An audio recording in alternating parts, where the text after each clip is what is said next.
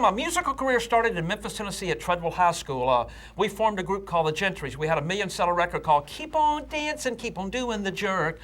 We toured with the Beach Boys, Sonny and Cher. I was a friend of Jerry the King Lawlers in Memphis, Tennessee, and I went to Treadwell High School. He went to Treadwell High School. Jerry got into the world of wrestling. So as the years went by, I became a big wrestling fan, and he always liked the music from the 60s. So one day he gave me a call. He was going to do a local record with a group in town. So they asked me would I like to sing backup on this particular song. So Jerry and I got together, and he said, you know, Jimmy, you were a great athlete in school. You know, you played baseball and basketball and football. And he said, every week we play softball. He goes, would you like to come out and play? So I started playing softball with him on Sunday. One thing led to another.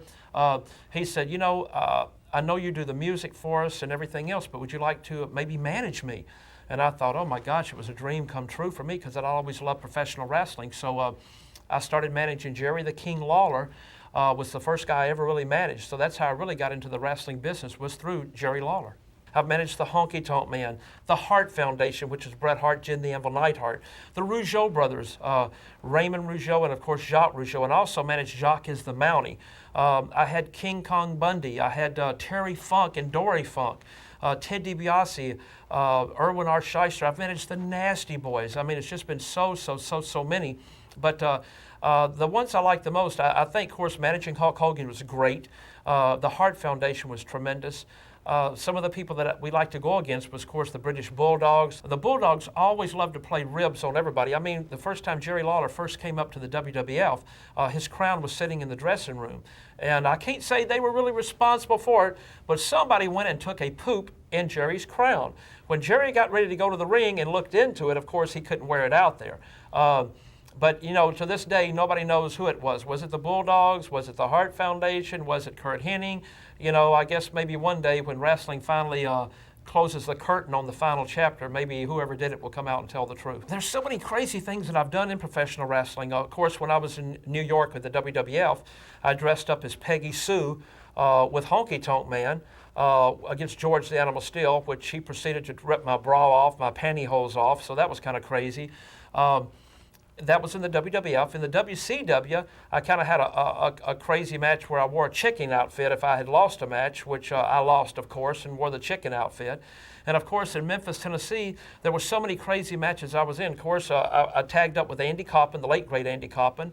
I was the partner one time with Jesse the Body Ventura, you know, the governor of Minnesota, and we fought Jerry Lawler and the San Diego Chicken. So through my career, it's been so many crazy, wild matches and things that I've done, it's hard to really just decide on one. Since I was never really a wrestler, I was in the matches a lot, you know, with Andy Coppin and people like that. But the only belt I really ever held was the Southern Handicap Championship belt. And I guess the reason why they call it a handicap belt, because if you ever saw me in the ring and wrestle, you would know. I mean, I don't know how to drop an arm lock or drop kick or anything else. You know, I've always just been able to just go in there and kind of freelance. My favorite move was running, because by me not being a great athlete or a professional wrestler, my feet was probably my greatest asset, because when I got into trouble, whether it was fighting Jerry the King Lawler or Handsome Jimmy Valiant or any of the guys in Memphis, or even going up against Hulk Hogan or Bret Hart after our Jimmy Hart had turned on him with the First Family, it was feet don't fail me now. That was my great thing about me. I was really quick in the ring, able to get in and out of the ring, stay away from trouble. One of my all-time matches in Memphis, Tennessee was Jackie Fargo. You know, Jackie Fargo was such a legend back then, and Jerry Lawler and I both grew up watching Jackie Fargo, so I think the match I had against Jackie Fargo will always stand out in my mind. By the way, he beat me about 20 seconds. You know, he wrapped me up like a pretzel. You know, so